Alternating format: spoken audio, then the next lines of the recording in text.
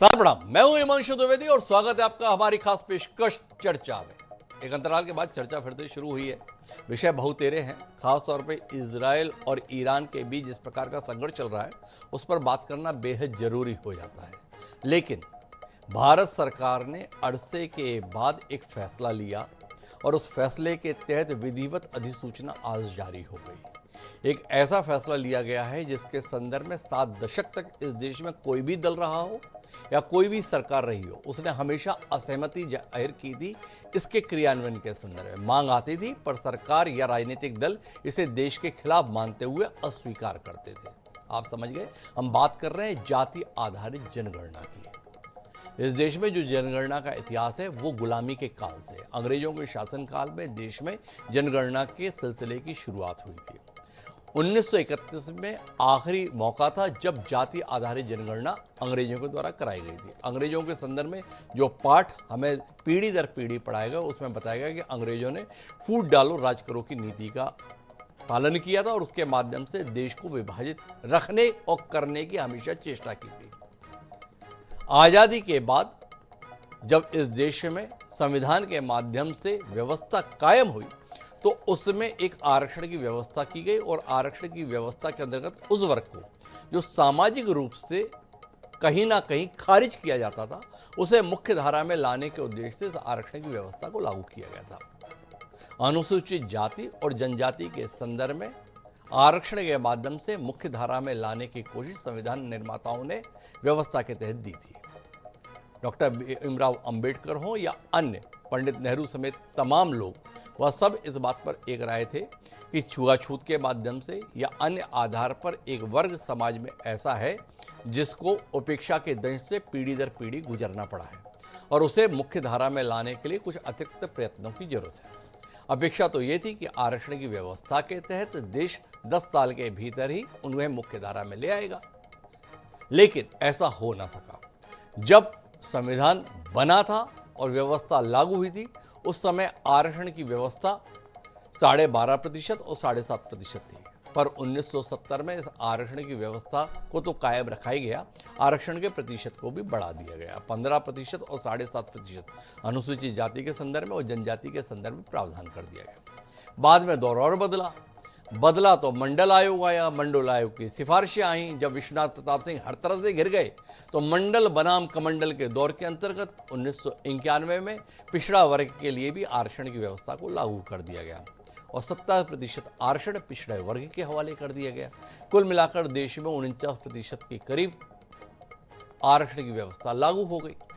वक्त के साथ अब इस व्यवस्था में और वृद्धि की मांग समय समय पर आती है। इस देश में जो लोग अपने पुरुषार्थ के लिए, अपने बाहुबल के लिए ख्यात रहे हैं, जो ये बताते हैं कि उन्होंने तो इस देश पर शासन किया है, इस इलाके पर शासन किया है, गौरवशाली परंपरा के वो वाहक हैं, वो भी सरकारी नौकरियों में आरक्षण या शैक्षणिक संस्थाओं में आरक्षण की खातिर अपने आप को पिछड़ा वर्ग में शामिल करने के लिए सड़क पर उतर जाते हैं। नतीजा ये हो रहा है कि हर कोई पिछड़े की सूची में शामिल होने के लिए व्याकुल हो रहा है। इन सब के बीच में एक नया सिलसिला शुरू हुआ, वो है अपने आप को जिसकी जितनी भागीदारी उसकी उतनी हिस्सेदारी, अर्थात जितनी जिसकी आबादी है उसको उतना व्यवस्था में स्थान मिले। एक नया सिलसिला शुरू निकला। कांग्रेस जो अरसे से जनता के स्तर पर खारिज हो रही थी, उसके नेता राहुल गांधी इसके सबसे बड़े अगुवा हो गए। राहुल गांधी को यह लगा कि जाति आधारित जनगणना देश में कराया जाना बहुत जरूरी है। राहुल गांधी की इस मांग को कुछ लोगों का समर्थन मिला, पर भाजपा ने इसे सिरे से खारिज किया था। भारतीय जनता पार्टी ने इसे देश के खिलाफ बताया था, पर वही भारतीय जनता पार्टी वक्त गुजरने के साथ में इस मांग को मारने के लिए सहमत हो गई और अब ये बताने की कोशिश की जा रही है कि ये देश के लिए कितना जरूरी है। आज हम इसी पर बात करेंगे कि जिसको संविधान निर्माताओं ने सही नहीं माना, 7 दशक के शासनकाल में देश में सही नहीं माना गया, उसको अब हर वर्ग के द्वारा सही मान लिया गया है। यहां तक कि 2021 में केंद्र सरकार ने सुप्रीम कोर्ट में हलफनामा दिया था कि ये व्यवहारिक नहीं है, बहुत ही जटिल काम है, पर आज अधिसूचना जारी हो गई है। 21 महीने में जाति आधारित जनगणना का काम पूरा हो जाना है, वो काम जो 2021 में शुरू होना था। तो इसके पड़ने वाले प्रभावों पर आज हम बात करेंगे। ये फैसला दल हित में है, देश हित में है, इसे समझने की कोशिश करेंगे। कई खास प्रबुद्ध जन हमारे साथ इस चर्चा का हिस्सा बनने के लिए मौजूद हैं। उनसे आपका परिचय कराएं उससे पहले लेकिन समय है आज के विचार सूत्र का। हमारा आज का विचार सूत्र ये कहता है कि जाति व्यवस्था एक गंभीर अन्याय है जिसे खत्म किया जाना चाहिए। डॉक्टर भीमराव अंबेडकर, जिनको संविधान निर्माता के तौर पर वर्तमान पीढ़ी जानती, मानती और पहचानती है, उन्होंने ये विचार दिया था। इस देश की परिकल्पना में रहा था आजादी के बाद से कि हम जाति विहीन समता मूलक समाज की स्थापना करेंगे, अर्थात जाति व्यवस्था को ही खत्म करने के लिए हम अपना संकल्प जाहिर करते थे। पर अब हम हर व्यक्ति की जाति पूछने जा रहे हैं, और जब हर एक की जाति पूछेंगे तो जाति व्यवस्था को खत्म कैसे करेंगे, ये सवाल जहन में रखते हुए हम अपनी चर्चा को आगे बढ़ाते हैं। हमारे साथ इस चर्चा का हिस्सा बनने के लिए 4 खास मेहमान हैं। हमारे साथ में यशपाल सिंह सिसोदिया हैं, भारतीय जनता पार्टी के विचारवान नेता हैं, कई बार के विधायक रहे हैं, वो हमारे साथ हैं। हमारे साथ डॉक्टर अजय उपाध्याय जी हैं, भारतीय राष्ट्रीय कांग्रेस के प्रवक्ता हैं, अपनी सदी हुई बात कहने के लिए ख्यात हैं। अपने ही पूर्वधाओं के विचारों को खारिज करते हुए कांग्रेस इस रास्ते पर आई है, इसका समर्थन वो कैसे करेंगे जानने में हमारी दिलचस्पी है। हमारे साथ डॉक्टर आलोक शुक्ला जी हैं, जाने माने प्रशासनिक अधिकारी रहे हैं, बड़े महत्वपूर्ण पदों पर रहे हैं। प्रशासनिक दृष्टि से वह इसके पड़ने वाले प्रभावों पर हमारे साथ विचार साझा करेंगे। और इन सब के बीच जब ऐसे नाजुक मसले होते हैं तो हम खरी खरी बात अपने दर्शकों तक पहुंचाने के लिए याद करते हैं अपने बेहद सम्माननीय श्रवण गर्ग जी को। जाने माने पत्रकार हैं, इस विषय पर उनके नजरिए को जानने के लिए हम भी लालायत हैं और उम्मीद करते हैं दर्शक भी लालायत होंगे। आप सभी का स्वागत है। चर्चा की शुरुआत यशपाल सिंह सिसोदिया जी से करेंगे क्योंकि वो सत्तारूढ़ दल के प्रवक्ता है। वो हमें बताएंगे कल तक वो जिसका विरोध कर रहे थे आज वही फैसला किस कारण से लेने के लिए विवश हुए हैं। पर ये सुने उससे पहले 3 टिप्पणियों पर भी दृष्टि डालते हैं। और हम लोगों ने पहले भी कहा, तो बिहार चुनाव को देखते हुए इन लोगों ने जो है अनाउंस किया है और हम लोगों का एक दबाव था, ये हम लोगों की जीत थी और हम लोगों की पुरानी मांग रही है, तब इनको जो है केवल जो है पास कैबिनेट से करना पड़ा है। लेकिन अभी कह रहे हैं 2 चरणों में होगी। हम तो कह रहे हैं जाति के साथ हम लोग वर्गों का भी करवाएंगे कि आखिर पता चले कि कितनी जातियां हैं और कितने ओबीसी हैं, कितने ईबीसी हैं, वर्ग का भी जो है कॉलम जो है आना चाहिए। ये मांग तो कांग्रेस पार्टी ने और ख़ास तौर पर राहुल गांधी जी ने और बाद में सारे विपक्ष ने, इंडिया गठबंधन ने इसका समर्थन किया था और ये मांग की थी कि जितना जल्द हो सके ये होना चाहिए, ये जो जातीय जनगणना है। और सरकार पहले तो उससे इनकार करती रही, प्रधानमंत्री इनकार करते रहे, गृह मंत्री इनकार करते, यहाँ तक कि पार्लियामेंट के अंदर भी इन लोगों ने इनकार किया था। लेकिन इनको ये बात समझ में आ गई, देर से ही आई, कि जातीय जनगणना करना बहुत ज़रूरी है, आवश्यक है। मैं उसको फिर दोहराना चाहता हूँ। काका कालेलकर कमीशन की रिपोर्ट को दबाना और ओबीसी को इंतजार के लिए तड़पाना, ये कांग्रेस के राज में नंबर 1। मंडल आयोग का गठन कांग्रेस के जाने के बाद नंबर 2। मंडल आयोग की रिपोर्ट लागू होना कांग्रेस के जाने के बाद नंबर 3। मंडल आयोग की रिपोर्ट के बाद भी ओबीसी कमीशन को कोई स्टेटस ना देना, ये कांग्रेस के राज में। उनको संवैधानिक आयोग मिलना, ये कांग्रेस के जाने के बाद। और ईडब्ल्यूएस को भी रिजर्वेशन भारतीय जनता पार्टी ने दिया, कांग्रेस ने नहीं दिया। ना तो ये गरीब के साथ थे, ना ओबीसी के, ना एससी एसटी के। जी यशपाल जी, थोड़ा रोशनी दीजिए, वो कौन सी मजबूरियां आन खड़ी हुई कि जिस जाति आधारित जनगणना को सिरे से खारिज करती थी भारतीय जनता पार्टी, जो भाजपा की मातृ संस्था आरएसएस, राष्ट्रीय स्वयंसेवक संघ, जाति विहीन समता मूलक समाज की स्थापना के लिए अपने आप को संकल्पित बताता है, उस भाजपा के रहते हुए हर घर में पूछा जाएगा तुम्हारी जाति क्या है, क्यों? हिमांशु जी, वैसे आपने पूरी रिपोर्ट को बखूबी प्रस्तुत किया है, उसमें बहुत कुछ चीज आपने बता दी, मैं उसको रिपीटेशन नहीं करूंगा। लेकिन अभी आपने 3 बाइट सुनाई हैं और उसमें आदरणीय भारतीय जनता पार्टी के वरिष्ठ नेता केंद्रीय मंत्री श्री भूपेंद्र गुप्ता जी को आपने सुनाया है और उन्होंने जिस प्रकार से कांग्रेस का जो चाल और चरित्र है और कांग्रेस का जो पैतरे बदलने की जो उनकी स्टाइल है और कब कब तब तब क्या क्या हुआ और उसको लेकर के भारतीय जनता पार्टी का स्टैंड उन्होंने भी भूपेंद्र यादव जी ने बहुत स्पष्ट रूप से तय किया। देखिए, हिमांशु जी, सुषमा स्वराज जी ने 2010 और 2011 में जनगणना का समर्थन किया था। उनका रुख, भारतीय जनता पार्टी का रुख स्पष्ट किया था। आपको स्मरण होगा, तत्कालीन गृह मंत्री की भूमिका में राजनाथ सिंह जी थे और 2018 में 2021 में ओबीसी के आंकड़ों से उन्होंने बात कही थी, लेकिन कोविड के कारण से 2021 में कोविड आने के कारण से वह आगे नहीं बढ़ पाया। अभी मैं देख नहीं पाया था, नाम देख नहीं पाया था किसने अपनी प्रतिक्रिया दी। शायद बिहार से कोई प्रतिक्रिया आई, आपने भी हमको सुनाई। लेकिन मैं बताना चाहूंगा हिमांशु जी के 2026-27 तक ये आंकड़े जुटाए जाएंगे, जैसी आज नोटिफिकेशन हुआ है, जो आज अधिसूचना जारी हुई है। और मुझे लगता है कि तब तक ये चुनाव बिहार के भी और उत्तर प्रदेश के हो जाएंगे, लेकिन चुनाव को इसके साथ नहीं जोड़ना चाहिए। और राहुल गांधी जी जब बड़ी बड़ी बातें कर रहे हैं तो वे सांसद की भूमिका में थे, राष्ट्रीय महासचिव की भूमिका में थे। 2011 में जानबूझ करके क्यों रोका गया जनगणना के आंकड़ों को, और 1951 में पंडित जवाहरलाल नेहरू जी ने इसको सिरे से खारिज क्यों किया। देखिए, 7 दशक जैसा आपने बताया है, किसी की भी दल की हिम्मत नहीं, हिमांशु जी, आपका वक्तव्य था। और अगर 7 दशकों के लंबे अंतराल के बाद प्रधानमंत्री नरेंद्र मोदी जी ने इसका निर्णय किया है, तो मैं तो निर्णय का स्वागत करूंगा, क्योंकि ये आजादी के बाद की 8वीं और देश की 16वीं और आजादी के बाद की 8वीं ये जनगणना है, जिसमें सामाजिक, आर्थिक, सांस्कृतिक के साथ साथ जातिगत आंकड़ों को भी इसमें शामिल करने का। यशपाल जी, मेरे एक मूल सवाल पर आइए। कांग्रेस अपना स्टैंड कैसे बदलती है, ये केंद्रीय मंत्री भूपेंद्र यादव जी ने बताया, आप मुझे ये बता रहे थे।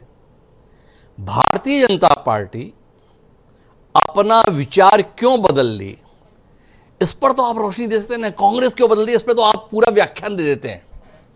पर भारतीय जनता पार्टी का मौजूदा नेतृत्व ही जाति आधारित जनगणना के खिलाफ था। लगातार आपके शीर्ष नेता बताते थे कि यह देश हित में नहीं है।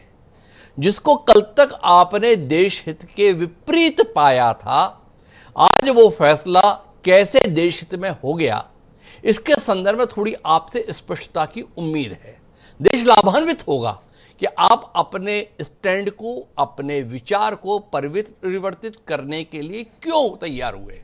चुनावी लाभ की दृष्टि से या देश का हित आपको अब समझ में आया, अरे यही तो नुस्खा है, यही तो तरीका है, यही तो फार्मूला है जिससे देश तरक्की करेगा, इसलिए आप ये फैसला क्रियान्वित करने के लिए तैयार हुए। आपने हलफनामा दिया है 2021 में सुप्रीम कोर्ट में केंद्र सरकार ने कि जाति आधारित जनगणना कराया जाना व्यवहारिक रूप से संभव नहीं है, प्रशासनिक रूप से बेहद मुश्किल है। जी यशपाल जी, उम्मीद है आप कुछ रोशनी डालेंगे।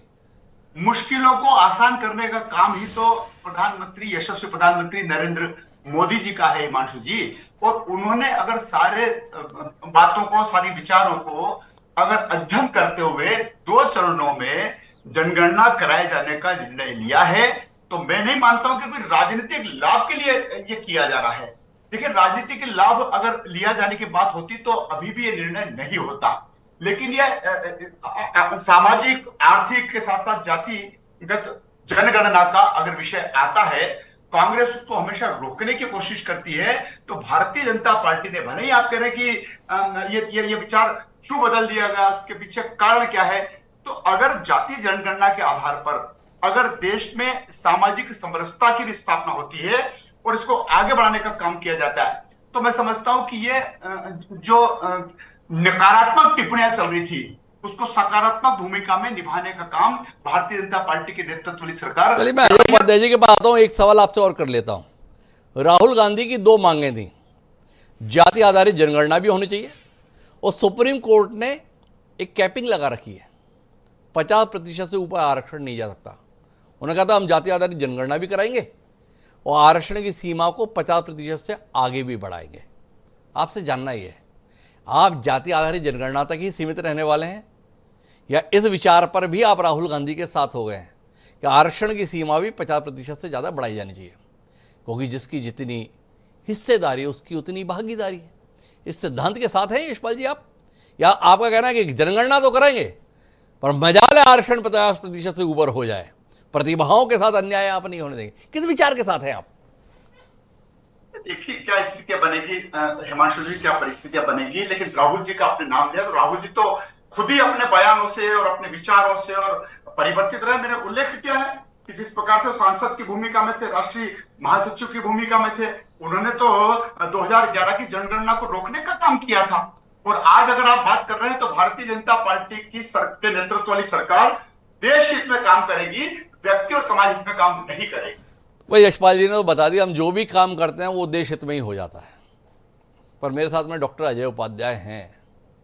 क्या कहते हैं अजय उपाध्याय जी? मोदी सरकार का अभिनंदन करने का मन है आपका कि नहीं है? स्वागत करना चाहते हैं कि नहीं है? शुक्रगुजार हैं कि नहीं है? फैसला ही नहीं लिया, फैसले के क्रियान्वयन का पूरा कार्यक्रम भी दे दिया गया है। क्या कहते हैं डॉक्टर अजय उपाध्याय? आते आते साहब बहुत देर हो गई, चलिए कोई नहीं, आप आए। अर्बन नक्सल जिसको कहते थे, उनकी बातों को आपने समझा कि इस देश के हित में कोई बात की जाए तो उसको नक्सल नहीं बनाइए, नक्सलिस्ट से मत जोड़िए। जाति की आप बात करते थे, 4 ही जाति पिछले लोकसभा चुनाव में थी मोदी जी की, पर उसमें बहुत सारी चीजें बदली और उनको अब लगता है बेशक चुनाव के कारण ही, बिहार चुनाव के कारण, कि इसकी आवश्यकता है।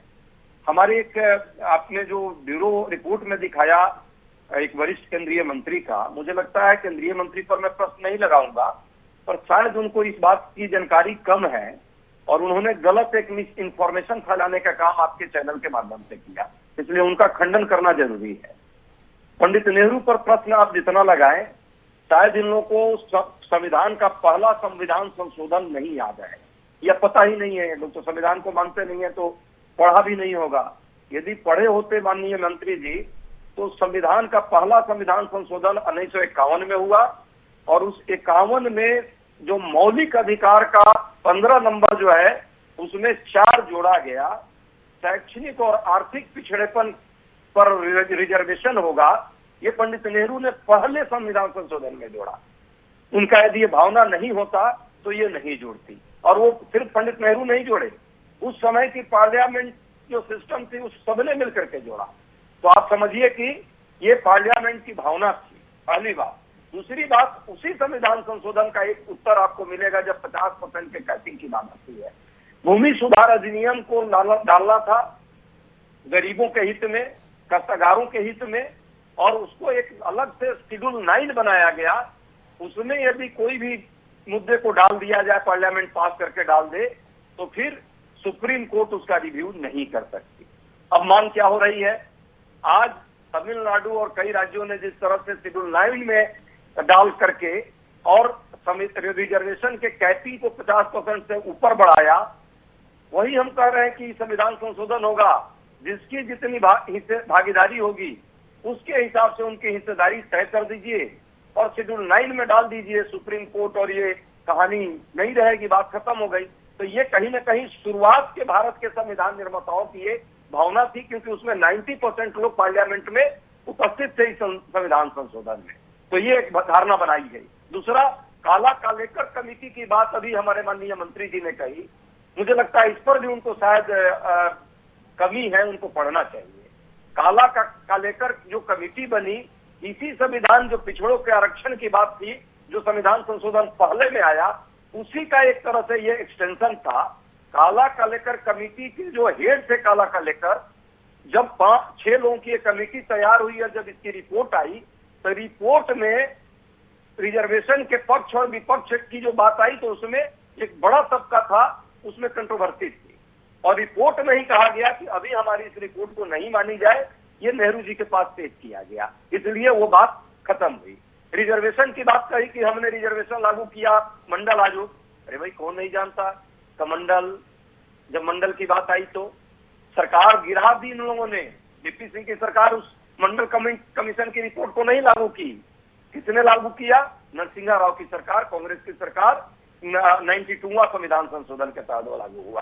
तो ये भ्रम जो फैलाया जा रहा है ये गलत है। अब है कि प्रधानमंत्री जी की मजबूरी क्या थी? ठीक है, चुनाव की बात है, राजनीति की बात है, सियासत में वो सब चीज करते रहते हैं, समय पर पलटते रहते हैं। जैसे महिलाओं के आरक्षण की बात कर दी, जनगणना नहीं होगी, जनगणना होगी उसके बाद डिलिमिटेशन होगा, उसके बाद जो है महिलाओं को आरक्षण मिलेगा। उसी तरह जातीय जनगणना को फंसाने का काम इन्होंने किया। आज जो जनगणना की नोटिफिकेशन आई है आपको उस नोटिफिकेशन को सबको देखना चाहिए और पढ़ना चाहिए। ये शुरुआत होगी 27 से। भाई टाइम टेबल सब बना दिया है आपने, पर भारत में तो टाइम टेबल 2022 में आए दुगुनी का भी आपने बना दिया था। हुआ क्या सबको पता है, बहुत सारे टाइम टेबल थे सरकार के। यदि टाइम पर वो टाइम टेबल लागू हो जाए तो बहुत सारा परिवर्तन इस देश में हो जाता। लागू करने की मंशा नहीं है, सिर्फ बिहार के चुनाव में लाभ लेने की मंशा है। ये दोनों में अंतर है। राहुल गांधी जी पर एक बार बार प्रश्न है कि जनगणना क्यों नहीं लागू किया। भाजपा के हमारे सम्मानित प्रवक्ता ने कहा, सिसोदिया जी बहुत विद्वान आदमी है, कई बार विधायक रहे हैं, इनको इस चीज की यथास्थिति पता है। 2011 की जनगणना 13 के लास्ट में लागू होती है और जो आर्थिक और बाकी सर्वे जातीय सर्वे है उसको क्लासिफाई करने की बात थी और वो 2 से 3 महीना एक्स्ट्रा और समय चाहिए था। मई में हमारी सरकार चली गई। सरकार के पास विधि मंत्रालय में वो आज तक पूरा दान में पड़ा हुआ है। जिसकी जिम्मेवारी थी जिस सरकार को उसको पब्लिश करने की, आज तक वो पब्लिश नहीं कर पाई, तो उसमें भी राहुल गांधी हो गए। ये तो गलत बात है। ये तो गलत बात है। ये डॉक्टर अजय उपाध्याय का कहना है। मुझे आना है डॉक्टर आलोक शुक्ला जी के पास, लेकिन मैं अजय उपाध्याय आपसे जानना ही चाहता हूँ, चाह क्या रहे हो आप जाति आधारित जनगणना के आधार पर? देश को खंड खंड में बांट देना, जिसकी जितनी भागीदारी उसकी उतनी हिस्सेदारी, और प्रतिभागी क्या रहेगी लाचारी। इसके संदर्भ में कोई दृष्टिकोण है क्या? कांग्रेस संगठन में भी पद और स्थान जाति आधारित जनगणना के आंकड़ों के अनुसार बांट दिए जाएंगे? और इससे पहले कि आपने बांट रखें, जो आप देश के संदर्भ में सवाल उठाए राहुल गांधी के नेतृत्व में घूम रहे, थोड़ा इसमें रोशनी दे दें तो फिर मैं डॉक्टर आलोक शुक्ला जी के पास जाऊं। बहुत अच्छा प्रश्न डॉक्टर साहब है और एक प्रश्न एकदम जायज है, क्योंकि ये डायलेमा में किसी को नहीं रहना चाहिए। कांग्रेस पार्टी के सभी संगठनात्मक स्तर पर जो अब प्रक्रिया अपनाई जा रही है, आने वाले 6 महीना में आप देखिएगा आमूल चूक परिवर्तन होने जा रहा है। यहां तक कि हो सकता है प्रवक्ता भी उसी जातीय जनगणना के आधार पर नियुक्ति होगी कि उतने लोगों को हिस्सेदारी मिलेगी। सभी जातियों के, समाज के जो प्रतिभावान लोग होंगे उनको उसमें जगह मिलेगी, लेकिन एक जाति विशेष के लोगों को किसी भी स्थिति में संगठन या सरकार में हम जगह देने की स्थिति में नहीं है, क्योंकि सब में प्रतिभा होती है। एक पब्लिक स्कूल में पढ़ा हुआ बच्चा और एक गांव का पढ़ा हुआ बच्चा, दोनों में अंतर हो सकता है।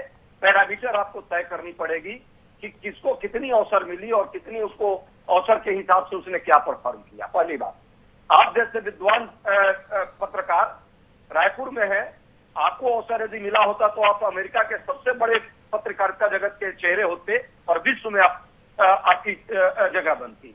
उसी तरह किसी गरीब ट्राइबल का लड़का यदि गांव में पढ़ा, उसको जगह नहीं मिली तो रायपुर तक पहुंचने में उसको दिक्कत है। तो इसलिए मुझे लगता है कि ये बहुत बड़ा डिबेट है। इस पर एक रेशनल जो है थॉट अपनाना चाहिए हम सबको। दूसरी बात, जिस तरह से राहुल जी ने कोई कहा है संविधान के दायरे से बाहर की बात उन्होंने नहीं कही है। वो सिर्फ ये बात रखना चाहते हैं कि समाज को मुख्य धारा में लाना है। शैक्षणिक जो रिजर्वेशन की बात 2006 में हमने की माननीय मनमोहन सिंह के सरकार में, उसी तरह बाकी क्षेत्रों में, निजी क्षेत्रों में भी यदि उनको अवसर नहीं मिलेगा तो समाज उससे टूटेगा, न कि अवसर हीनता के उसमें नहीं टूटेगा। अवसर हीनता होगी तब समाज टूटेगा। जो समाज को जो चाहिए, सबको सर्वांगीण विकास होगा तो समरसता बढ़ेगी और उससे समाज टूटेगा नहीं, समाज जुटेगा। समाज जुटेगा, ये डॉक्टर अजय उपाध्याय का कहना है। पर क्या डॉक्टर आलोक शुक्ला, जिनके पास 4 दशक का प्रशासनिक अनुभव है, इससे इत्तेफाक रखते हैं? क्या डॉक्टर आलोक शुक्ला, आपको लगता है कि अब किसी भी अफसर के संदर्भ में प्रतिभा को बाद में देखिए, उसकी जाति को पहले देखिए? इसी से समाज तरक्की की दिशा में आगे बढ़ने वाला है, देश उन्नति के नए शिखर पर पहुंचने वाला है। क्या कहते हैं डॉक्टर आलोक शुक्ला जी? कितना खुशहाल भविष्य हमारा इंतजार कर रहा है? हिमांशु जी, 2-3 महत्वपूर्ण चीजें हमको देखनी होंगी। पहली चीज तो जो गणना करने की बात है, तो गणना करना तो अपनी जगह है, गणना आप कर लीजिए, आपको जानकारी मिल जाएगी। वो जानकारी मोरलेस पहले भी सबके पास है, आंकड़ों के साथ नहीं है, लेकिन सब लोग ये जानते हैं कि जो पिछड़े हैं उनका प्रतिनिधित्व कम है। अब कितना कम है एग्जैक्टली वो ग्रैन्युलर डेटा आप निकाल लेंगे इस जनगणना से, लेकिन सबको पता है कि ये कम है और उनको बेहतर अवसर मिलने चाहिए। इसमें तो कहीं कोई दो राय नहीं हो सकती। प्रतिभा का सवाल भी आपने उठाया है, उस पर भी आते हैं। परंतु हमको ये देखना होगा कि ऐसा नहीं है कि अभी हमारे पास जो पिछड़े वर्ग के लोग हैं उनकी उन्नति के लिए कोई पॉलिसी नहीं है। रिजर्वेशन की पॉलिसी तो आज भी है, 50% की कैप की बात है, लेकिन 50% तक तो रिजर्वेशन आज भी दिया जा रहा है। हमको ये देखने की जरूरत पड़ेगी कि क्या उस 50% रिजर्वेशन से वास्तव में इन सब लोगों की उन्नति हुई अथवा नहीं हुई। आप अगर अब इसमें भी दो अलग अलग चीजें, एक है राजनीतिक, जो आपने जैसे कहा कि क्या पार्टी के पद इनको दिए जाएंगे या विधायक के पद और एमपीज के पद इनको दिए जाएंगे, तो वहां पर तो रिजर्वेशन अनुसूचित जाति जनजाति का काफी समय से है और वो लोग आ भी रहे हैं और अपनी बात जनप्रतिनिधित्व के द्वारा कर भी रहे हैं। दूसरी बात है सरकारी नौकरी की। सरकारी नौकरी में चुनाव नहीं होता, सरकारी नौकरी में चयन होता है और वहां पर एक बड़ी दिक्कत पैदा हो जाती है। वो ये होती है कि चयन करने में जो आप एक न्यूनतम क्वालिफिकेशन रखते हैं उसको बहुत सारे लोग पूरी नहीं कर पाते, यहां तक कि रिजर्वेशन होने के बाद भी पूरी नहीं कर पाते। और इसलिए आपने देखा होगा कि बहुत बड़े पैमाने पे जो आरक्षित पद हैं वो खाली रह जाते हैं। इसीलिए सरकार ने, अभी हम संविधान संशोधन की बात कर रहे थे, एक और संशोधन किया गया और उस संशोधन के द्वारा ये कहा गया संविधान में कि यदि कोई पद खाली रह जाते हैं तो उनको कैरी फॉरवर्ड किया जा सकता है।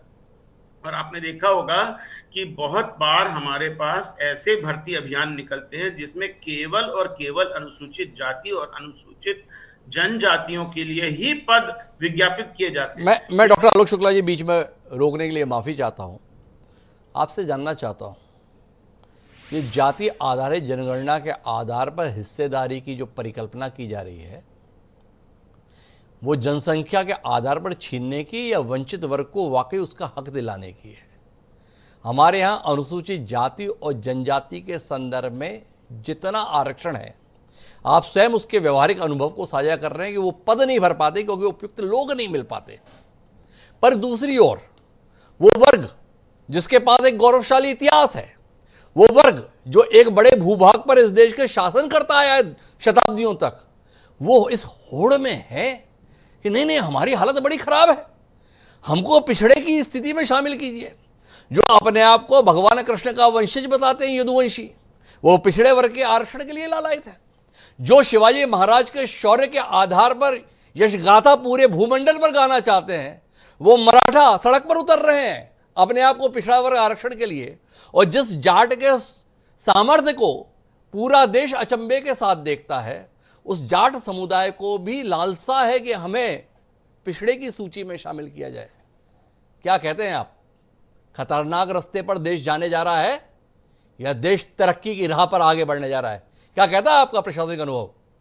देखिए, मैं तो यही बात कह रहा हूं कि हम लोग तो ये मानकर चलते हैं कि जितने भी हमारे वरिष्ठ नेतागण हैं किसी भी पार्टी के हों, वो अच्छे इंटेंशन से कर रहे हैं, लेकिन केवल इंटेंशन मात्र से सक्सेस नहीं मिलती है। आपको पॉलिसी अच्छी तरह से समझ के बनानी पड़ेगी और आपको ये देखना पड़ेगा कि पिछले 70 सालों से जो पॉलिसी हमारी चल रही है वो सफल क्यों नहीं हुई है। सरकारी नौकरियां हैं कितनी, जो हैं भी वो पद समाप्त हो रहे हैं। अभी देखिए, छत्तीसगढ़ सरकार ने शिक्षकों के 35,000 पद समाप्त कर दिए। तो जब पद ही नहीं होगा तो आप उस बचे हुए पद में आरक्षण करके कितने लोगों को नौकरियां दे देंगे। तो इसलिए ये सरकारी नौकरी या कॉलेज में भर्ती कर देने के लिए आरक्षण कर देने मात्र से ये बात समाप्त नहीं होने वाली है। आपको इस बात कि उन लोगों को आप कैसे आगे बढ़ा सके, और उसमें बहुत सारी चीजें हो सकती हैं। मैं बहुत कम समय लेके 2-3 बातें इसमें उदाहरण के रूप में कहना चाहता हूं। आप बहुत सारे लोगों को, जैसे आप किसानों को बोनस दे रहे हैं, जैसे आप महिलाओं को पैसे दे रहे हैं, क्या हम कोई ऐसी योजना बना सकते हैं कि जिसमें कि हम जो वंचित वर्ग के जो पिछड़े लोग हैं उनको कोई ऐसी आर्थिक सहायता उपलब्ध कराएं जिसमें उनकी बेहतर पढ़ाई लिखाई हो सके? क्या हम कोई ऐसी योजना बना सकते हैं कि उनकी विदेशों में पढ़ाई लिखाई हो सके? क्या हम कोई ऐसा तरीका अपना सकते हैं जिसमें उनको अच्छे इंस्टीट्यूशंस में आगे बढ़ने का मौका मिले? क्या हम कोई ऐसा तरीका बना सकते हैं, अभी बात हो रही थी कि स्टार्टअप्स के अधिकांश मालिक उच्च वर्ग के होते हैं और अधिकांश स्टार्टअप में जो स्कूटर चलाने वाले होते हैं वो निम्न वर्ग के होते हैं। तो क्या उनको स्टार्टअप खोलने के लिए कोई अच्छी योजनाएं बनाई जा सकती हैं? केवल और केवल आरक्षण मात्र से ये समस्या हल होगी, इसमें मुझे बहुत डाउट है। इसमें मुझे संदेह है, ये डॉक्टर आलोक शुक्ला का कहना है, पर मामला इतना सरल नहीं है। जिन बातों के संदर्भ में डॉक्टर आलोक शुक्ला कह रहे हैं वो तमाम छात्रवृत्तियां वर्तमान में मौजूद हैं। अनुसूचित जनजाति वर्ग के लिए अधिकांश उच्च शिक्षा के अंदर कोई पैसा लगता नहीं है। श्रवण जी मेरे साथ में, श्रवण जी बात यहीं पे नहीं रुक रही है। हम सरकारी स्तर पर आरक्षण की बढ़ती मांग से पहले ही अचंभे में रहते। अब तो मांग ये है कि निजी क्षेत्र को भी आरक्षण के दायरे में लाया जाए। जाति आधारित जनगणना का फैसला क्या आने वाले समय में निजी क्षेत्र में आरक्षण को लागू होने के रूप में भी दिखाई देगा? और अगर लागू होता है तो देश तरक्की के शिखर को स्पर्श करेगा। क्या देख पा रही है श्रवण गर्ग जी की दूरदृष्टि? देखिए, एक तो मुद्दा बहुत बड़ा ये है कि ये सरकार जाति जनगणना के पक्ष में नहीं है। ये जो करवा रही है, जो नोटिफिकेशन हुआ है, यशपाल जी ने बहुत ईमानदारी से स्वीकार कर लिया है कि तब तक उत्तर प्रदेश और बिहार के चुनाव संपन्न हो जाएंगे। उन्होंने ही कहा है, मैंने नहीं कहा है। इस सरकार का इरादा केवल यूपी और बिहार के चुनाव संपन्न करवाना है। आरएसएस का मानना है कि जो कास्ट सेंसस है वो हिंदुओं को विभाजित कर देगा। मोदी जी ने 2023 में कहा है कि कुछ लोग कास्ट सेंसस के बहाने देश को विभाजित करना चाहते हैं। मोदी जी ने कहा है कि उनके लिए केवल 4 जातियां हैं, वो है महिलाएं, युवा, किसान और गरीब। गवर्नमेंट का स्टैंड है, ये पार्लियामेंट में स्टैंड है 2021 का है कि शेड्यूल कास्ट के अलावा किसी की जाति, किसी की गणना नहीं की जाए। ये जो पूरी बीजेपी है और संघ जो है, ये अपर कास्ट डोमिनेटेड है। जैसे कि हम लोग जो बैठे हुए हैं वो भी अपर कास्ट डोमिनेटेड है, पूरी की पूरी पैनल। ध्वस्त हो जाएगा बीजेपी और संघ का पूरा ढांचा अगर जाति जनगणना करवाई गई। ये केवल जो प्रेशर है उत्तर बिहार का, जो राहुल गांधी ने बनाया, नीतीश कुमार ने बनाया, और जो उत्तर प्रदेश में सामने आने वाला है, उसका सामना करने के लिए है। इसमें कास्ट सेंसस नहीं हो रहा है, इनुमरेशन हो रहा है, गिनती की जाए। और आरएसएस ने कहा है, राम माधव का आर्टिकल है इस बारे में, कि आपको जाति जनगणना के जरिए ये पता करना चाहिए कि किन वर्गों को सामाजिक कल्याण के क्षेत्रों में लाभ नहीं मिल रहा है, उनको पूरी सामाजिक योजनाओं का लाभ बराबर मिले। इसका मतलब ये नहीं है, ये आरक्षण का पूरा मामला ही नहीं है कि ये नौकरियां नहीं है सरकारी या शिक्षण संस्थाओं में उनको जगह मिलेगी। ये पूरे के पूरे ढांचे को बदल देगा। राहुल गांधी जो कह रहे हैं कि पूरी ब्यूरोक्रेसी में कितने % लोग हैं, पूरे के पूरे अकादमी क्षेत्र में कितने लोग हैं, पूरी जुडिशरी में कितने लोग हैं, कितने उद्योगपति हैं, या आप जिस जगह बैठे हैं मीडिया में कितने लोग हैं। बीजेपी और कांग्रेस दोनों में ही उच्च वर्ग का इतना आधिपत्य है कि ये लोग, आप देख रहे हैं कर्नाटक में कैसा विरोध हो रहा है। कांग्रेस की हुकूमत है, वहां जाति जनगणना को लेकर जबरदस्त विरोध हो रहा है कांग्रेस के अंदर। एक बार हो चुकी है जाति जनगणना वहां, उसको खारिज करके नए सिरे से करवाने की जो बात हो रही है, तो सिद्धारमैया का विरोध हो रहा है वहां। कारण ये है कि जो वेस्टेड इंटरेस्ट हैं, पूरा का पूरा डोमिनेशन है। इन्होंने, अजय उपाध्याय जी ने एक अच्छी बात कही कि सारे के सारे प्रभारी बदलने वाले हैं, प्रवक्ता बदलने वाले हैं। तो अगर राहुल गांधी जिस क्रांतिकारी कदम की बात कर रहे हैं और नरेंद्र मोदी का जो, या बीजेपी का जो इरादा है, वो पूरी तरह अलग है। मैं माफी के साथ श्रवण जी हस्तक्षेप करना चाहूंगा एक सवाल के माध्यम से। कांग्रेस क्या सोच रही है? राहुल गांधी क्या सोच रहे हैं, भाजपा संघ क्या सोचता है, नरेंद्र मोदी क्या सोचते हैं, इसे अलग रखते हैं। श्रवण गर्ग जो समाज के प्रबुद्ध वर्ग का, वैचारिक वर्ग का प्रतिनिधित्व करते हैं, वो जाति आधारित जनगणना को लेकर क्या नजरिया रखते हैं, ये जानने में हमारी दिलचस्पी है। इस देश के संविधान निर्माताओं ने और उसके बाद के शासकों ने कभी भी जातिगत जनगणना को देश के लिए हितकर नहीं माना। जाति विहीन समता मूलक समाज की स्थापना के प्रति सबने प्रतिबद्धता जताई। श्रवण जी उम्र के इस मुकाम पर उस दृष्टिकोण को खारिज करते हुए जाति आधारित जनगणना के पक्ष में खड़े हैं, और अगर खड़े हैं तो क्यों खड़े हैं, ये जानने में हमारी दिलचस्पी है। अगर आप खिलाफत में हैं तो क्यों हैं खिलाफत में, ये जानने में हमारी दिलचस्पी। थोड़ा श्रवण जी अपना नजरिया देना चाहेंगे? मेरा नजरिया यह है कि मैं इसके 100% पक्ष में हूं, क्योंकि जो लोग सत्ता में हैं उनका जो पूरा नजरिया है वो वर्ण व्यवस्था को लागू करने का है, और बोल चुके हैं वो, मतलब लिखित में है, कह चुके हैं कि जो मनुस्मृति में लिखा गया है ब्राह्मण क्षत्रिय वैश्य शूद्र, वो व्यवस्था अगर डिस्टर्ब की गई तो समाज में अराजकता मच जाए। अगर आप समय के साथ उन चीजों को लागू नहीं करते हैं जो संविधान निर्माताओं ने संविधान को बनाते समय सोची थी, तो फिर आप आगे बढ़ ही नहीं सकते। अगर आप संविधान में और चीजों को लेकर संशोधन कर सकते हैं, आप पूछ सकते हैं कि 3 तलाक को लेकर संविधान के निर्माताओं ने उस समय विचार क्यों नहीं किया, नागरिकता को लेकर विचार क्यों नहीं किया, तमाम चीजों के बारे में आप बोल सकते हैं। तो उन्होंने उस समय विचार नहीं किया, क्योंकि आज की जरूरत, मान लीजिए कि एक क्रांतिकारी कदम प्रधानमंत्री ने उठाया कि 3 तलाक जैसी प्रथा को खत्म किया। आप पूछ सकते हैं कि संविधान निर्माताओं ने तो इस चीज को सोचा नहीं था। धारा 370 को लेकर जो बीजेपी ने किया, जिसको लेकर कई तरह के, तो बहुत सारी चीजें संविधान निर्माताओं ने विजुलाइज नहीं की।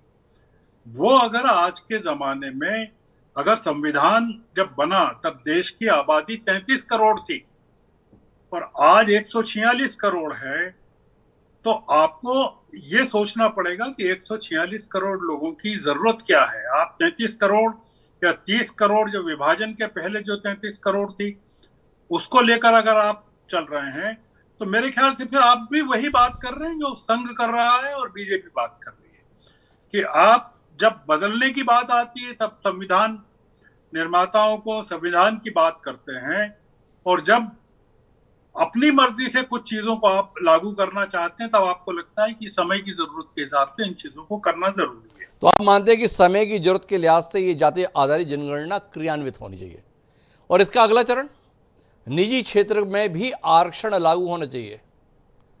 श्रवण जी, इसके भी उतने ही जबरदस्त पैरोकार हैं। क्यों नहीं होना चाहिए, सब जगह होना चाहिए जी।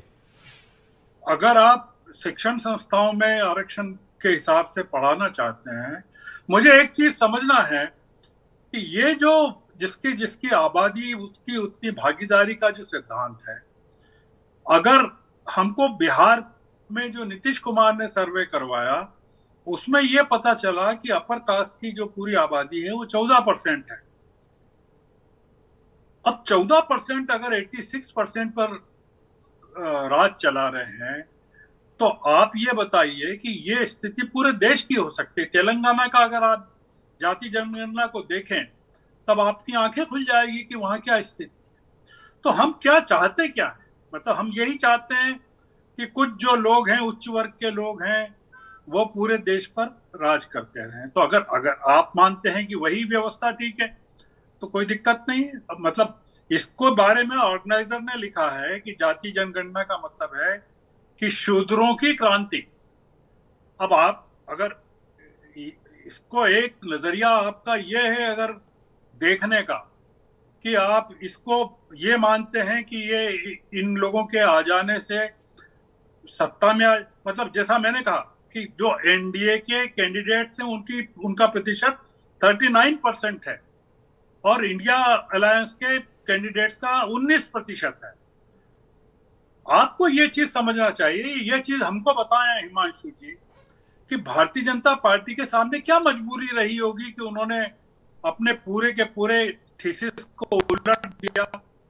पहलगाम की पूरी क्राइसिस के बाद जब पूरा देश पहल को कैबिनेट कमेटी ऑन पॉलिटिकल क्यों भारतीय जनता पार्टी ने पूरी तरीके से यू टर्न ले लिया, पर U turn Bharatiya Janata party ने नहीं लिया, कांग्रेस ने भी पूरा यू टर्न लिया, क्योंकि कांग्रेस ने 6 दशक 7 दशक तक जाति आधारित जनगणना का हमेशा विरोध किया, इस निर्णय के साथ में रहे। पर बहरहाल मैं अपनी चर्चा को आगे बढ़ाते हुए यशपाल जी के पास वापस आता हूँ। यशपाल जी, एक आशंका आपके संदर्भ में व्यक्त की जा रही है, आपका हर कदम चुनावी रणनीति के तहत होता है। श्रवण जी, आपके बयान के आधार पर इस निष्कर्ष पर पहुंचे हैं, नोटिफिकेशन तो हो गया है, पर उस नोटिफिकेशन का क्रियान्वयन वस्तुतः उस अंजाम तक पहुंचेगा, इस पर संदेह है। बिहार और उत्तर प्रदेश का चुनाव और उस चुनाव में जीत के लिए जनगणना का हथियार, क्या कहते हैं इस आशंका के मद्देनजर आप? हिमांशु जी, आदरणीय श्रवण जी गर्ग साहब मेरे वरिष्ठ मार्गदर्शक रहे हैं। आपके सानिध्य में मैंने दैनिक भास्कर में मंसूर में काम किया है। उनकी किसी बात को मैं किस प्रकार से नकार दूंगा या अपना विचार प्रकट कर दूंगा, मैं खुद असमंजस की स्थिति में हूं। लेकिन हिमांशु जी, मैं आपसे जानना चाहूंगा, अभी आपने इस डिबेट के दौरान एक किसी जनप्रतिनिधि की बाइट सुनी, क्या वे तेजस्वी यादव थे? जी बिल्कुल, तेजस्वी यादव ही थे। जी धन्यवाद। श्रवण जी गर्ग साहब, मैंने जो वक्तव्य दिया वो उनकी बाइट पर आधारित दिया। अब एक तरफ तो कांग्रेस और कांग्रेस के गठबंधन वाले लोग, इंडी गठबंधन वाले लोग इस निर्णय को अपनी जीत बता रहे हैं, और दूसरी तरफ तेजस्वी कह रहे हैं कि चुनाव बिहार और उत्तर प्रदेश के कारण से मोदी जी ने निर्णय लिया। और मेरा कहना है कि जनगणना के परिणाम और जनगणना के आंकड़े तब तक आएंगे, तब तक आने की संभावना है, उसके पहले ही चुनाव हो जाएंगे। तो हिमांशु जी, भारतीय जनता पार्टी के नेतृत्व वाली सरकार ने चुनाव के दृष्टिकोण के आधार पर चुनाव में परिणाम उत्तर प्रदेश में और बिहार में हमारे पक्ष में आ जाएंगे, इसके कारण से तो निर्णय नहीं लिया। राम मंदिर का निर्णय हो, 370 का मामला हो, 35A का मामला हो, 3 तलाक का मामला हो, ऑपरेशन सिंदूर का मामला हो, ये सारे मामले के चुनाव के इर्द गिर्द मानते हैं क्या? और नहीं तो क्या आप नारे ही लगवाते हो, जो राम को लाए हम उनको लाएंगे। इसके बाद यहां पर आप बड़ी मासूमियत से पूछ रहे हो क्या हम चुनावी दृष्टि से ही काम करते हैं क्या? नारे आप लगाओ, उसके बाद में जब सवाल उठे तो फिर जाके मासूम हो जाओ, ऐसा कैसे कर लेते हो यशपाल जी आप? इसलिए कि राम मंदिर का निर्माण जनमानस की आस्था का सवाल था हिमांशु जी, और ये जनगणना भारतीय जनता पार्टी ने तो उसको स्वीकृति प्रदान करी, उसके परिणाम भी आपके हमारे सामने आए हैं। कांग्रेस ने तो बहिष्कार किया, तब भी बहिष्कार किया, और जब प्राण प्रतिष्ठा का अवसर आया तब भी बहिष्कार किया। अरे लेकिन आप परिणाम को उसके अनुरूप बता रहे हो, आप तो निपट गए। कहां 400 पार जाना था, कहां 240 में ठिठक गए, स्पष्ट बहुमत भी ना मिला आपको। और जिस उत्तर प्रदेश में राम मंदिर बना वहां पर भी सीटें निपट गई, वो समाजवादी पार्टी सबसे बड़ी पार्टी हो गई। क्या बताना चाहते हो आप कि देखो आपके सामने क्या सामने? मेरा वही कहना है हिमांशु जी के चुनाव के दृष्टिकोण के रखते हुए अगर हम चुनाव की रणनीति के आधार पर निर्णय करते हैं, और जैसा कि आप बता रहे हैं कि आप तो निपट गए, अरे निपट गए, सीटें कम आना सीटें जाना, इंदिरा गांधी जी भी हारी हैं, अटल बिहारी वाजपेयी जी भी हारे हैं। चुनाव में हार और जीत हिमांशु जी चलता है, लेकिन जो निर्णय करने की सामर्थ्यता तो क्षमता प्रधानमंत्री नरेंद्र मोदी जी में है, वो किसी और नेता में क्यों नहीं है? ये अब तक क्यों इसको विलंबित किया गया? और आज तो नोटिफिकेशन हुआ है। कांग्रेस हिमांशु जी एक तरफ तो कह रही है कि हमारे कारण हुआ है, मरते दम तक हम इसको लेकर के रहेंगे। हाउस में राहुल गांधी जी का बयान था, आज उन्हीं के लोग इसके ऊपर प्रश्न चिन्ह लगाना शुरू कर रहे हैं और कह रहे तो चुनाव को लेकर के किया। नहीं यशपाल जी, आप स्वयं बताओ। राहुल गांधी संसद में जोर शोर से ये बात कह रहे थे कि हम जाति आधारित जनगणना करा कर रहेंगे, और आप करा रहे हैं। ये राहुल गांधी को इस तरीके से सफलता के रूप में प्रस्तुत करने की क्या मजबूरी आन पड़ी?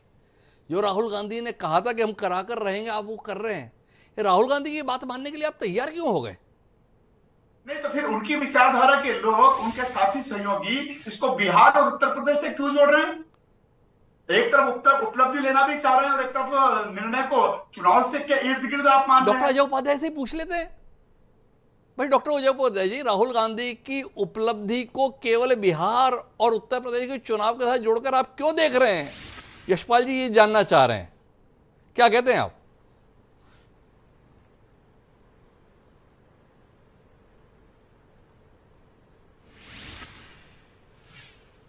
जी, जसपाल जी बहुत ही विद्वान प्रवक्ता हैं और आपने जब जब प्रश्न किया उसमें जिस तरह मोदी जी पलट जाते हैं, भाई मेरे पलट गए बार बार, राम अयोध्या वाले इशू पर भी या भाजपा के 400 पार वाले इशू पर भी उनकी मजबूरी है, और आप जैसे शुद्धि पत्रकार जब होता है तो बहुतों को पलटना पड़ता है।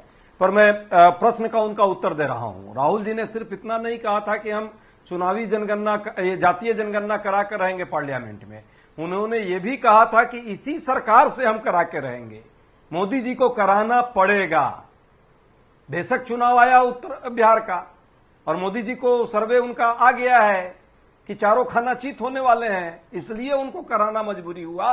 पर हमारी सरकार जब रहेगी, हम प्रयास करेंगे कि इसी चुनाव के बाद हम 50% के कैप को हटाकर और शेड्यूल 9 में डालकर और लोगों को जिसकी जितनी हिस्सेदारी होगी उसके हिसाब से उसको भागीदारी। अच्छा डॉक्टर उपाध्याय ये बताओ, कितना घबरा गए हो आप?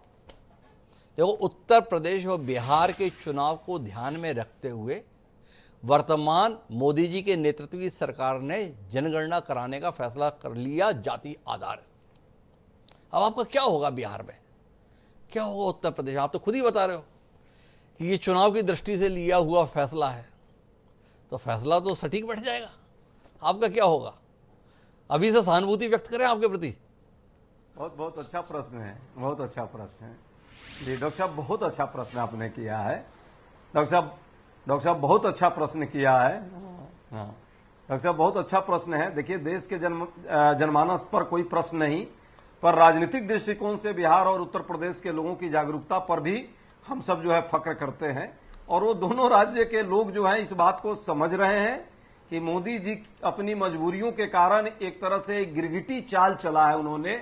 यदि उनको जातीय जनगणना करानी थी और यदि जनगणना को उसमें जोड़ना था तो ये 27 में लटकाकर जनवरी में नहीं ले जाते। ये घोषणा किया और 6 महीना में ऑलरेडी डिले हो गया है। 21 में जो जनगणना आ जानी चाहिए थी वो जनगणना ये 27 में शुरुआत करेंगे, 28 और 29 में लेकर जब तक इनका हो सकता है लोकसभा चुनाव भी चला जाए। ये शेड्यूल भी जो डाला है ये भी फर्जीगिरी है, और उसके बाद जो है इस जनगणना पर ये भी फर्जीगिरी है, डॉक्टर अजय उपाध्याय का कहना है। लेकिन अतीत का अनुभव ये बताता है कि जनगणना का काम तकरीबन 5 साल चलता था, पर केंद्र सरकार ने जो नोटिफिकेशन के अंतर्गत कार्यक्रम दिया है उसमें इस पूरी जनगणना के कार्यक्रम को 21 महीने में समेटने की कोशिश करने का संकल्प जाहिर किया है। 21 महीने में हम इस पूरी प्रक्रिया को कर लेंगे। बहरहाल, राजनीतिक विषय से हटकर हम प्रशासनिक विषय पर जाते हैं और डॉक्टर आलोक शुक्ला जी से जानना चाहते हैं कि अभी तक जो भी योजनाएं बनती थी उनमें 1931 के आंकड़ों को आधार मानते हुए बात होती थी। नए आंकड़े आने की तैयारी है, क्या बदल जाएगा शुक्ला साहब इसके साथ में? थोड़ा प्रशासनिक दृष्टि इस पर थोड़ी रोशनी देंगे कि क्या बदलने वाला है इन आंकड़ों के साथ में, क्या देखने को मिलेगा देश को आने वाले समय में? देखिए, मुझे लगता है हिमांशु जी 2-3 चीजें होंगी। एक तो जो आपने कहा कि रिजर्वेशन की कैप हटेगी, इस पर बहुत काम होगा और बहुत मांग होगी। दूसरा, प्राइवेट सेक्टर में रिजर्वेशन की बात जो है वो बहुत तेजी से उठेगी। मैं एक बहुत छोटी सी बात कहना चाहता हूं, उसके बाद और नहीं कहना मुझे कुछ। देखिए, अगर हम प्रतिभा की बात कर रहे हैं तो क्या हम ये मानते हैं कि हमारे देश के 80% लोग प्रतिभाहीन हैं? 20% लोगों के पास ही प्रतिभा है। प्रतिभा और उपलब्धि ये दो अलग अलग चीजें हैं, और बहुत सारे लोगों की प्रतिभा इसलिए दिख नहीं पाती क्योंकि उनको अवसर नहीं मिलता है। 20% लोग 80% लोगों को लंबे समय तक दबाकर नहीं रख सकते। ये चीज हमको और हमारे नेताओं को समझनी होगी। हम जितना जल्दी समझ जाएं उतना अच्छा है, और अगर ऐसा नहीं होगा तो हमारे बड़े सोशल अपीवल्स होने वाले हैं। ये आसानी से बात कोई मानने वाला नहीं है कि हम 80% हैं लेकिन हमको मिलेगा कुछ नहीं। इतनी बात कहना चाहिए। तो कुल मिलाकर बहुत कुछ बदलेगा, इनका कहना है। तो मैं आखिरी टिप्पणी के लिए श्रवण जी के पास आता हूं, और श्रवण जी आपसे जानना चाहता हूं, क्या आप भी इस आशंका के साथ हैं कि नोटिफिकेशन है पर यह नोटिफिकेशन क्रियान्वित तो नहीं होगा, या जितना आगे बढ़ गए हैं, जहां तक पहुंच गए हैं, अब वापस लौटना संभव नहीं है? अगर नोटिफिकेशन हो गया है जाति आधारित जनगणना का, तो अब ये जनगणना के आंकड़े भी आएंगे और उसके आधार पर आने वाले समय में नीतियां भी बनेगी। श्रवण जी। देखिए, अब इसको हिमांशु जी अब कोई रोक नहीं पाएगा जी। ये हमको समझना ये है कि पूरा का पूरा मामला सरकार के हाथ से निकल गया है। अब सरकार, जैसा मैंने कहा, एक जो बात बार बार कह रहे हैं ये लोग, 2011 के सेंसस में कास्ट को रिकॉर्ड किया गया था, पर 2014 के में सरकार के आने के बाद, बीजेपी के आने के बाद उसको पब्लिक नहीं किया गया। सरकार अगर कास्ट सेंसस को लेकर इतनी ज्यादा जागरूक थी तो 2014 में सत्ता में आने के बाद सरकार कर देती, मोदी जी कर देते उसको।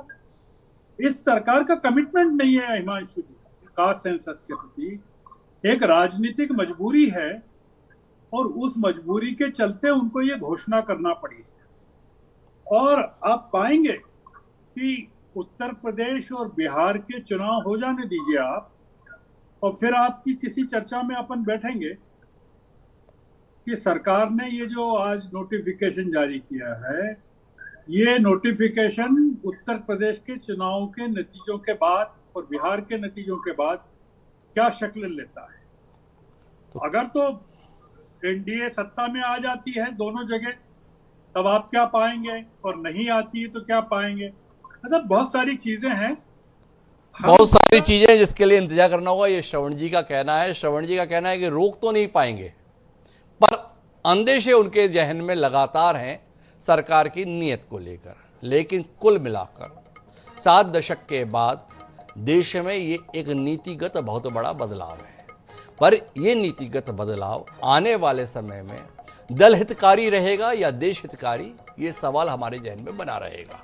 आने वाला समय इसका उत्तर देगा। लेकिन आप सभी प्रबुद्ध जन का बहुत बहुत धन्यवाद हमारे साथ इस चर्चा का हिस्सा बनने के लिए।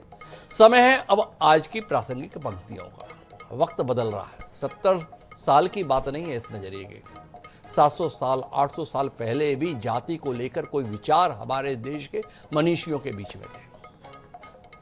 अनुसूचित जाति वर्ग से आते थे रैदास, और जब हम कहते हैं कि सामाजिक विसंगति इतनी है, इतनी हे दृष्टि से देखा जाता है, वो रैदास को हम संत रविदास के तौर पर आज भी जानते, मानते और पूजते हैं। तमाम मनीषियों के वो गुरु के तौर पर पूजनीय रहे रैदास। वो रैदास शताब्दियों पहले लिखकर गए हमारे लिए, वो आपसे साझा करता हूं। रैदास बोले कि जन्म जात मत पूछिए, का जात अरुपात, रैदास पूत सब प्रभु के, कोई नहीं जात कुजात। रैदास की आपत्ति थी किसी से उसकी जाति मत पूछिए। 7 शताब्दी 8 शताब्दी बाद तरक्की के उस मुकाम पर पहुंच गए हम कि घर घर जाकर पूछेंगे तुम्हारी जाति क्या है। राजनीति से जुड़े तमाम लोग इसको देश की प्रगति की दृष्टि से महत्वपूर्ण मान रहे हैं, पर हम जो अपने आप को ईश्वर की संतान कहते हैं, अगर उस परम पिता परमात्मा के बच्चे हैं, तो आपस में भेदभाव के लिए इतनी गुंजाइश ही क्यों रखते हैं? क्या देश के इन तमाम कर्णधारों से उम्मीद इस बात की नहीं होनी चाहिए थी कि वो हमारे बीच इस भेदभाव को मिटाकर एक समता मूलक समाज की स्थापना के लिए उपक्रम करते? पर वो तो इसके उलट हमें एक दूसरे के संदर्भ में कौन दूसरे से कितना दूर है, इस पहचान को बताने की दिशा में आगे बढ़ रहे हैं। विचार कीजिए और फैसला लीजिए। मुझे याद दीजिए, कल फिर मिलेंगे नए विषय के साथ। तब तक के लिए सादा प्रणाम।